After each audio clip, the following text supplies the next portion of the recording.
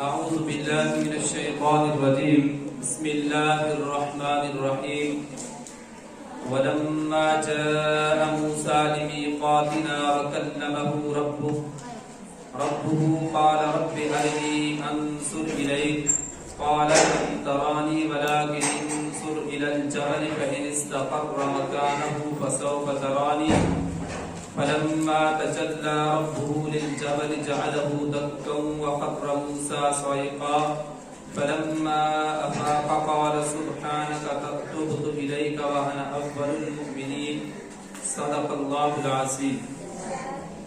سورۃ الاعراف آیت نمبر 143. اللہ تعالی نے ارشاد فرمایا وَلَمَّا جَاءَ مُوسَىٰ، اور جب موسیٰ علیہ السلام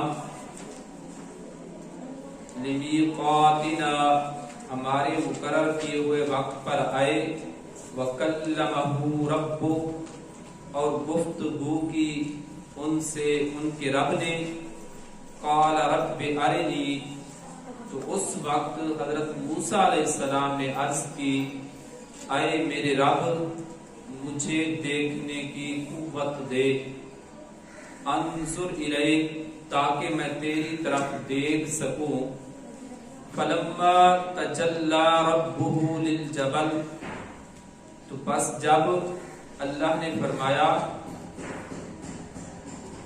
قال لن ترانی اللہ تعالیٰ نے ارشاد فرمایا کہ تم ہرگز نہیں دیکھ سکتے، ولکن انظر الی الجبل البتہ دیکھو اس پہاڑ کی طرف، فَإِنِ اسْتَقَرَّ مَكَانَهُ فَسَوْفَ تَرَانِي سو اگر یہ ٹھہرا رہا اپنی جگہ تو پھر تم بھی دیکھ سکو گے مجھے. فَلَمَّا تَجَلَّى رَبُّهُ لِلْجَبَلِ پھر جب تجلی ڈالی ان کے رب نے پہاڑ پر، جَعَلَهُ دَكَّا تو اسے پاش پاش کر دیا، وہ ریزہ ریزہ ہو گیا. وَخَرَّ مُوسَىٰ صَعِقًا اور گر پڑے موسیٰ علیہ السلام بے ہوش ہو کر. فَلَمَّا أَفَاقَ پھر جب آپ کو ہوش آیا، قَالَ سُبْحَانَكَ تو عرض کی پاک ہے تو ہر نقص سے، تُبْتُ إِلَيْكَ میں توبہ کرتا ہوں تیری جناب میں، وَأَنَا أَوَّلُ الْمُؤْمِنِينَ اور میں سب سے پہلا ایمان لانے والا ہوں. جب حضرت موسیٰ علیہ السلام اللہ تعالیٰ کی مقرر کردہ جگہ پر پہنچے اور انہیں اللہ تعالیٰ سے ہم کلام ہونے کا شرف حاصل ہوا تو آپ نے اللہ تعالیٰ سے اپنے دیدار کی درخواست کی. تو کیا عرض کیا؟ رب ارنی انظر الیک قال لن ترانی کہ عرض کی اے میرے رب کہ میں تیرا دیدار کرنا چاہتا ہوں اور تیری طرف نظر کرنا چاہتا ہوں، تو اپنی تجلی مجھے دکھا. تو اللہ تعالیٰ نے ارشاد فرمایا کہ لن ترانی تو ہرگز نہیں دیکھ سکتا. بہت سے علماء نے یہ اشکال پیدا کر دیا کہ یہاں پر لن ترانی ہمیشہ کی نفی کے لیے ہے کہ کبھی بھی یعنی نہ دنیا میں نہ آخرت میں رؤیت باری تعالیٰ ہوگی، کبھی بھی نہیں. یہ معتزلہ نے کہا.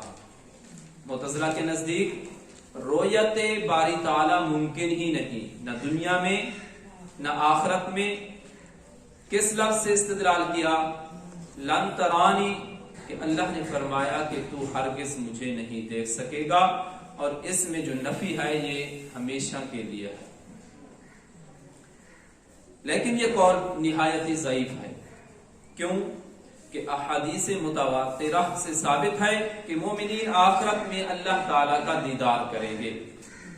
ان حدیث کا بیان اور ان آیات وجوہ یومئذ ناظرہ سورۃ القیامہ آیت نمبر 22 میں اللہ تعالیٰ نے ارشاد فرمایا کئی چہرے اس روز تر و تازہ ہوں گے اور اپنے رب کے انوار اور جمال کی طرف دیکھ رہے ہوں گے.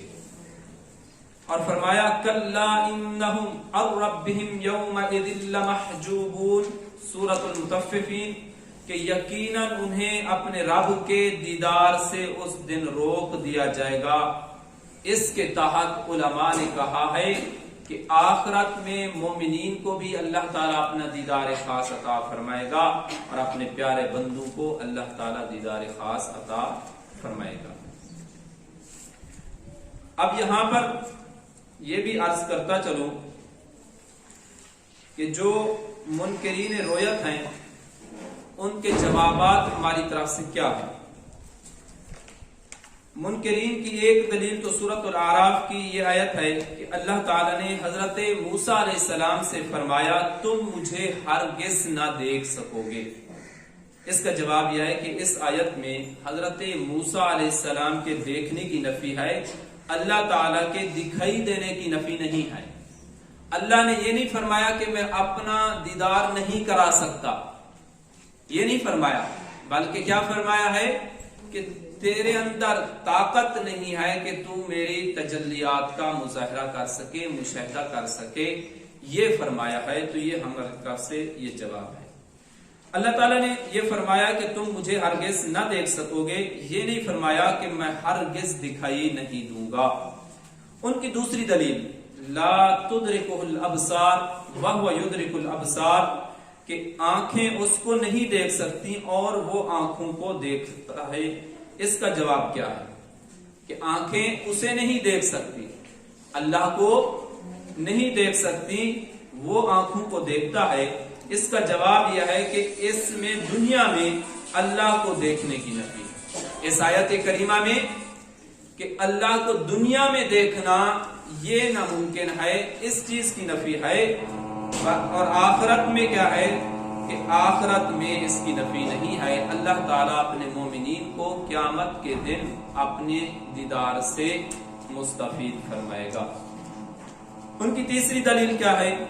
وَإِذْ قُلْتُمْ يَا مُوسَىٰ لَن نُؤْمِنَ لَكَ حَتَّىٰ نَرَى اللَّهَ جَهْرَةً فَأَخَذَتْكُمُ الصَّاعِقَةُ وَأَنْتُمْ تَنْظُرُونَ، اور یاد کرو جب تم نے کہا اے موسیٰ ہم تم پر اس وقت تک کبھی ایمان نہیں لائیں گے جب تک اللہ تعالیٰ کو کھلم کھلا نہ دیکھ لیں، پس تم کو کڑک نے اپنی گرفت میں لے لیا درا حالے کہ تم دیکھتے تھے۔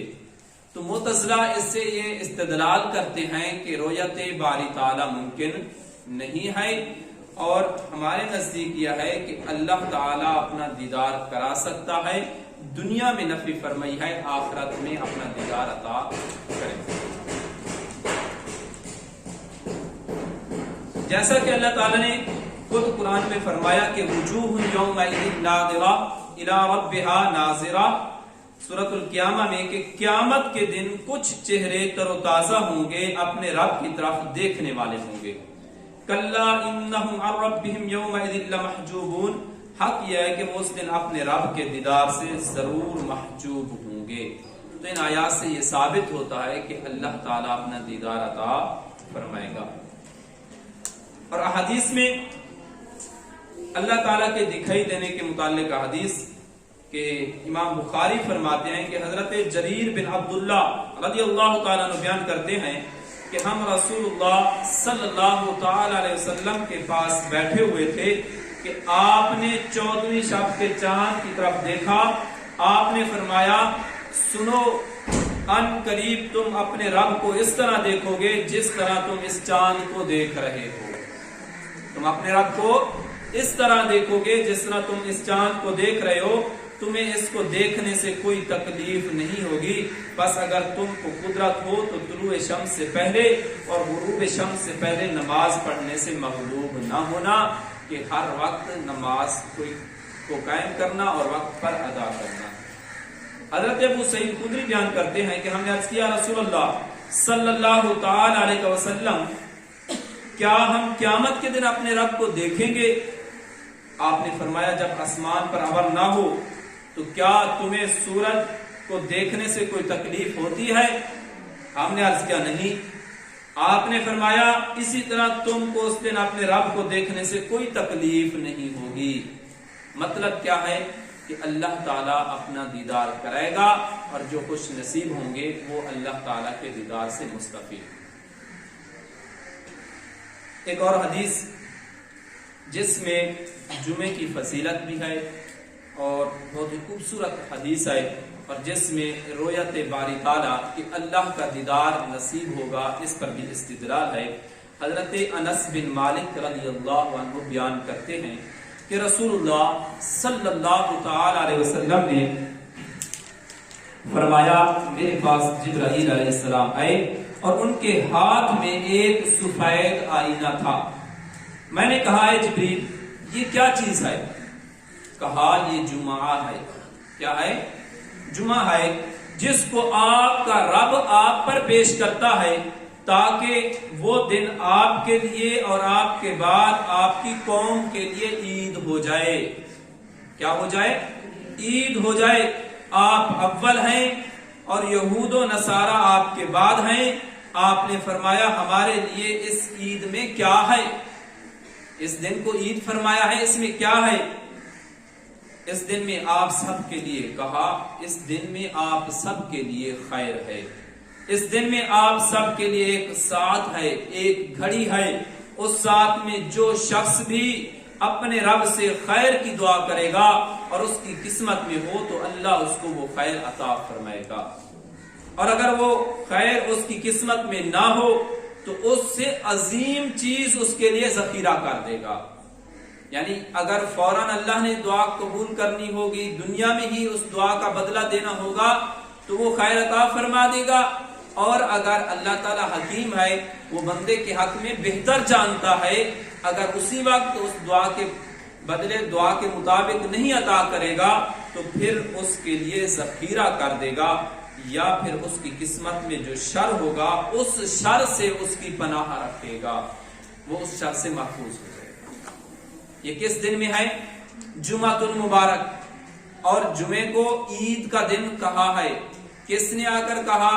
جبرائیل علیہ السلام نے، کہ یہ جمعہ کا دن عید کا دن ہے، اور اس میں ایک گھڑی ایسی ہے کہ اس میں انسان جو خیر طلب کرتا ہے، اگر اس کے لیے خیر بہتر ہو تو اللہ تعالیٰ خیر عطا فرماتا ہے، اور یا پھر اس کے لیے اس سے بہتر ذخیرہ فرما دیتا ہے، اگر کوئی شر اسے پہنچنا ہو تو اس سے محفوظ رکھتا ہے۔ پھر آپ صلی اللہ تعالی علیہ وسلم نے آگے کہا کہ اس آئینے میں یہ سیاہ نقطہ کیسا ہے؟ جو آئینہ جبرائیل علیہ السلام آپ صلی اللہ تعالی علیہ وسلم کے پاس لائے، جس کے بارے میں آپ نے پوچھا، تو جبرائیل نے کہا کہ یہ جمعے کا دن ہے جو آپ کے لیے اور آپ کے بعد والوں کے لیے عید ہے، تو اسی میں ایک سیاہ نقطہ تھا۔ سیاہ نقطے کے بارے میں پوچھا تو انہوں نے کہا، یہ وہ ساعت ہے، یہ وہ گھڑی ہے جو جمعے کے دن قائم ہوتی ہے، اور ہمارے نزدیک جمعہ تمام دنوں کا سردار ہے، اور آخرت میں ہمارے نزدیک اس کا نام یوم المزید ہے۔ جمعے کا دن جو ہے آخرت میں اس کا نام کیا ہوگا؟ یوم المزید۔ میں نے کہا، تم اس دن کو یوم المزید کس وجہ سے کہتے ہو؟ اس کی وجہ کیا ہے؟ انہوں نے کہا، آپ کے رب عز و جل نے جنت میں مشک سے زیادہ خوشبودار ایک سفید وادی بنائی ہے، جو جب جمعے کا دن آتا ہے تو اللہ تبارک و تعالی علیین سے اپنی کرسی پر نازل ہوتا ہے اپنی شان کے مطابق، حتیٰ کہ اس کرسی کے گرد نور کے ممبر بچھا دیے جاتے ہیں، ارد گرد نور کے ممبر بچھا دیے جاتے ہیں، اور انبیاء آ کر اس کرسی پر کے گرد بیٹھ جاتے ہیں، پھر ان ممبروں کے گرد سونے کی کرسیاں بچھا دی جاتی ہیں، پھر صدیقین اور شہداء آ کر ان کرسیوں پر بیٹھ جاتے ہیں، پھر اہل جنت والے وہ آتے ہیں ٹیلوں پر بیٹھ جاتے ہیں، پھر ان کا رب اللہ تبارک و تعالی ان سب پر تجلی فرمائے گا، اپنا دیدار کرائے گا، حتیٰ کہ وہ سب اس کے چہرے کی طرف دیکھیں گے۔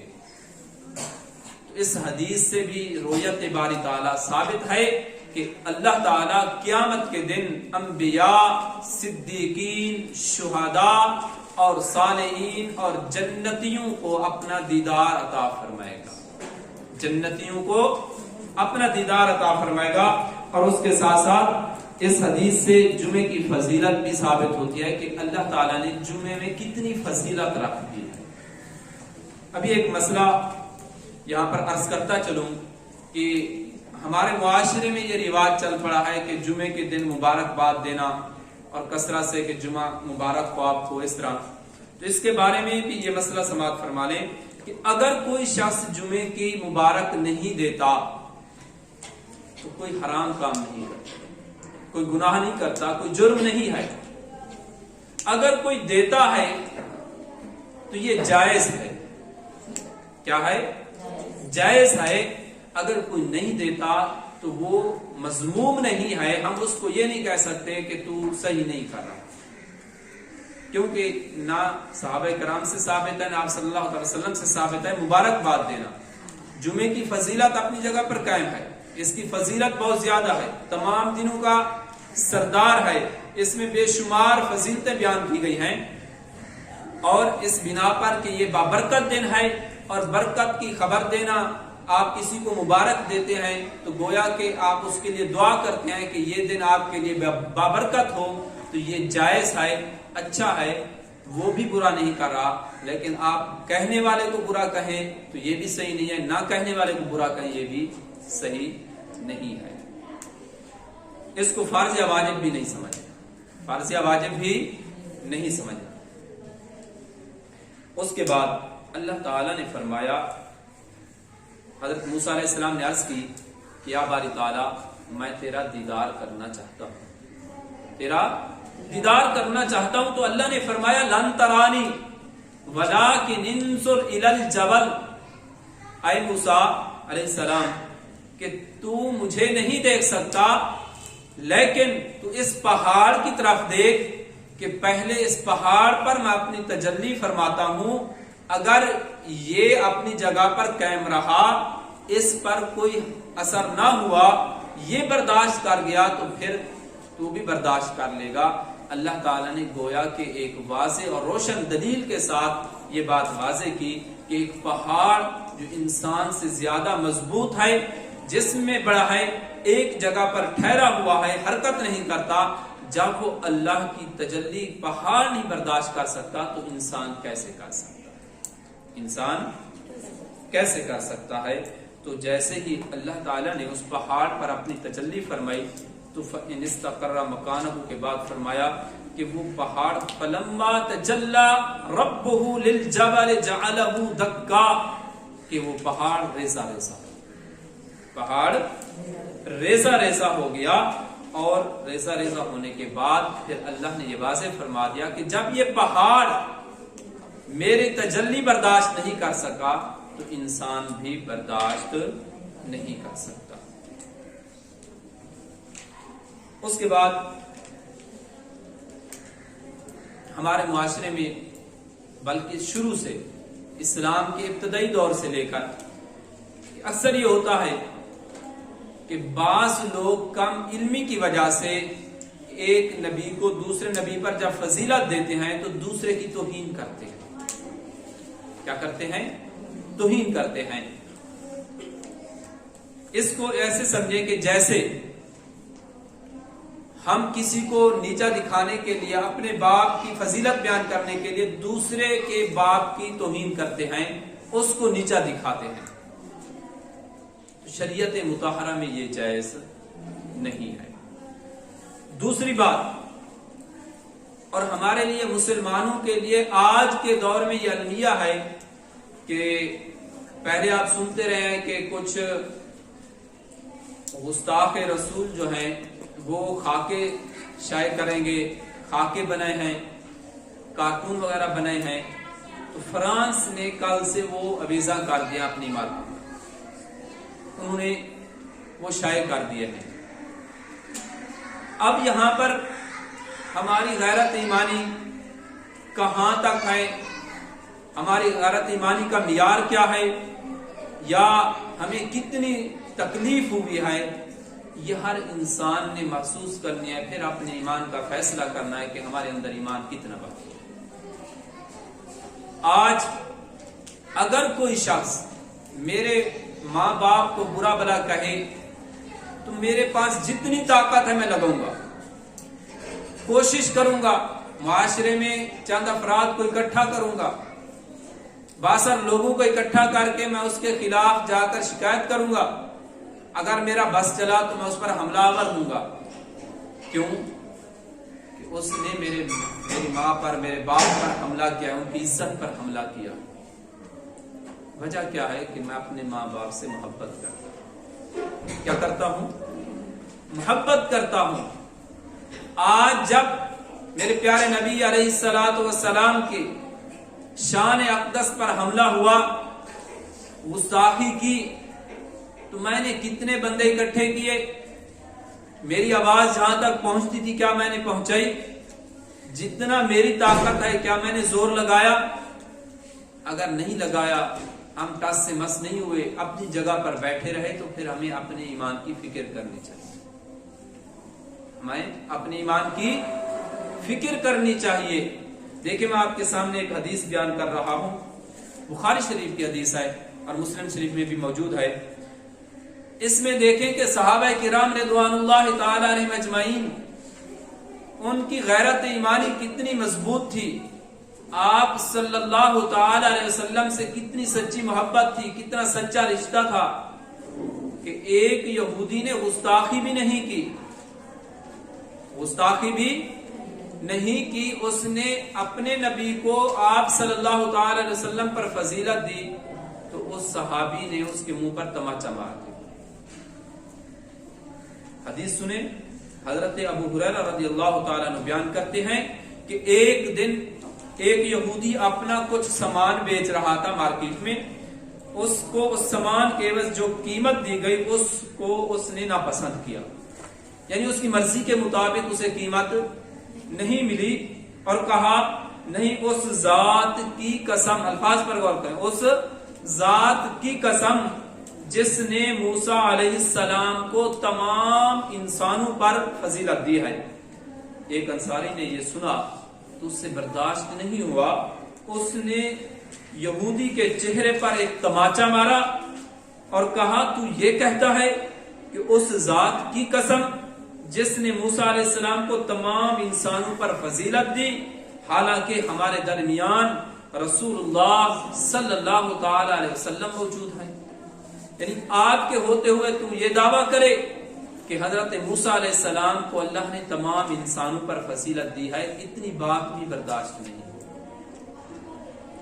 वो यहूदी रसूलुल्लाह सल्लल्लाहु अलैहि वसल्लम के पास गया और कहा, या अबल कासिम, मेरे लिए जिम्मा और अहद है, यानी मैं जिम्मी हूं, यहां पर तिजारत करता हूं, टैक्स देता हूं, मैं अमान में हूं, मेरे भी हुकूक हैं और आपकी जिम्मे मेरी हिफाजत है। फलां शख्स ने मेरे मुंह पर तमाचा मारा है, फलां शख्स ने मेरे मुंह पर तमाचा मारा है। रसूलुल्लाह सल्लल्लाहु ताला अलैहि वसल्लम ने उस शख्स से पूछा, तुमने उसके मुंह पर तमाचा क्यों मारा है? जिसने तमाचा मारा उसको बुलवाया और कहा कि तुमने तमाचा क्यों मारा? उसने कहा, या रसूलल्लाह सल्लल्लाहु ताला अलैहि वसल्लम, इसने कहा, उस जात की कसम जिसने मूसा अलैहिस्सलाम को तमाम इंसानों पर फजीलत दी है, हालांकि आप हमारे दरमियान मौजूद हैं।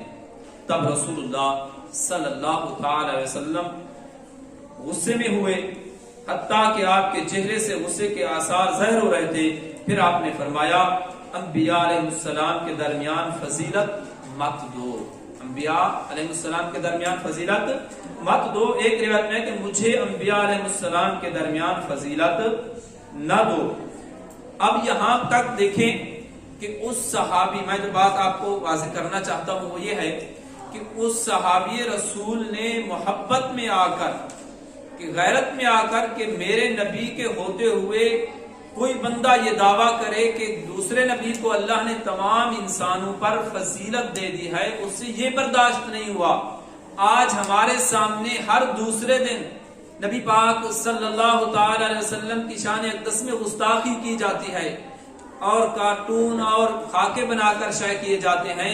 हम घरों में बैठे रहते हैं, हम ना आवाज बुलंद करते हैं, ना उनके खिलाफ खड़े होते हैं। तो आज हमारा ईमान कहाँ ठहरा है, ये हमने फैसला करना है। حق تو یہ تھا کہ ہمارا ایمان اتنا مضبوط ہوتا، ہماری آواز اتنی بلند ہوتی کہ کسی کو یہ طاقت ہی نہ ہوتی کہ وہ ہمارے نبی صلی اللہ تعالی علیہ وسلم کے خلاف کوئی زبان سے الفاظ کہے یا کوئی بدبخت خاکے شے کرنے کی جرات رکھے۔ انہوں نے دیکھا کہ یہ مسلمان سو چکے ہیں، ان کی غیرت ایمانی کمزور ہو چکی ہے، تو وہ آئے روز حملے کر رہے ہیں اور ہمارے اوپر کوئی اثر نہیں ہو رہا۔ یہ ایک درمیان میں بات ہے جو آج کی مناسبت سے میں ضروری سمجھتا تھا کہ اس کو بیان کروں کہ ہمارا بھی فریضہ ہے کہ ہم جتنی استطاعت رکھتے ہیں، جہاں تک اپنی آواز پہنچا سکتے ہیں اور جہاں تک ہم جا سکتے ہیں اس میدان میں نکلیں۔ یہی ہماری زندگی کا مقصد ہے۔ اگر اس مقصد کو چھوڑ دیا، یہ مقصد فوت ہو گیا، تو ہماری زندگی تباہ و برباد ہو جائے۔ میری زندگی کا مقصد تیرے دین کی سرفرازی، میں اسی لیے مسلمان، میں اسی لیے نمازی۔